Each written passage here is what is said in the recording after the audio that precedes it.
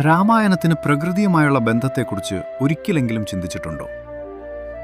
പ്രകൃതിയോടടുത്തു നിന്നിരുന്ന ഒരു മഹത്തായ കാലത്തിൻ്റെ, ത്രേതായുഗത്തിൻ്റെ ജീവശ്വാസമായിരുന്നു രാമായണം. രാമായണത്തിൻ്റെ തുടക്കം തന്നെ പ്രകൃതിയെ സ്വാർത്ഥതയ്ക്ക് വേണ്ടി ഇല്ലാതാക്കുന്നത് കണ്ടപ്പോൾ ഉണർന്ന ഒരു വേദനയിൽ നിന്നല്ലേ എന്ന് തോന്നുന്നില്ലേ? ഒരു പക്ഷിയുടെ കരച്ചിൽ, ഒരു ജീവന്റെ വേദന.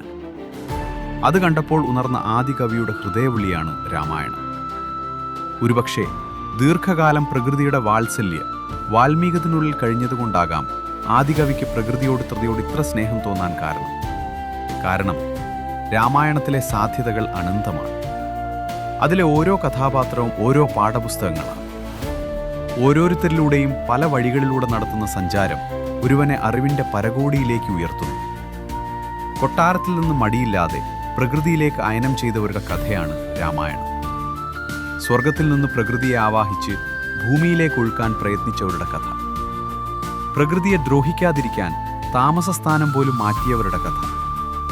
പ്രകൃതിയെ തന്നെ ആയുധമാക്കി ധർമ്മത്തിനു വേണ്ടി യുദ്ധം ചെയ്തവരുടെ കഥ.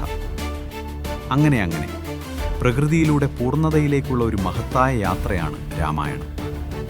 എന്തായാലും ഒന്നുറപ്പാണ്, രാമായണത്തെ മനസ്സിലാക്കാൻ ശ്രമിച്ചാൽ പ്രകൃതിയെ നശിപ്പിച്ചു വളർന്ന ഓരോ നിഷാദ ജന്മങ്ങളും മര എന്ന് ജപിച്ച് അവസാനം രാമനിലെത്തും.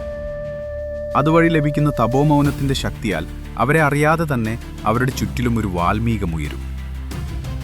ആ വാൽമീകത്തിനുള്ളിലിരിക്കുമ്പോൾ മരായും രാമയും സകലതും ഒന്നാണെന്ന തിരിച്ചറിവുദിക്കും. ശേഷം പുറത്തിറങ്ങി ഒരു പുതിയ നിഷാദൻ പ്രകൃതിയെ നശിപ്പിക്കാൻ ശ്രമിക്കുന്നത് കണ്ടാൽ ആ പഴയ നിഷാദനിലുണ്ടായ തിരിച്ചറിവിന്റെ ഫലമായി ചൂട് കണ്ണീരുറവകൾ തപിച്ചിറങ്ങും. കാരണം പ്രകൃതി തൻ്റെ തന്നെ ജീവാംശമാണെന്ന് അവൻ തിരിച്ചറിഞ്ഞിരിക്കുന്നു.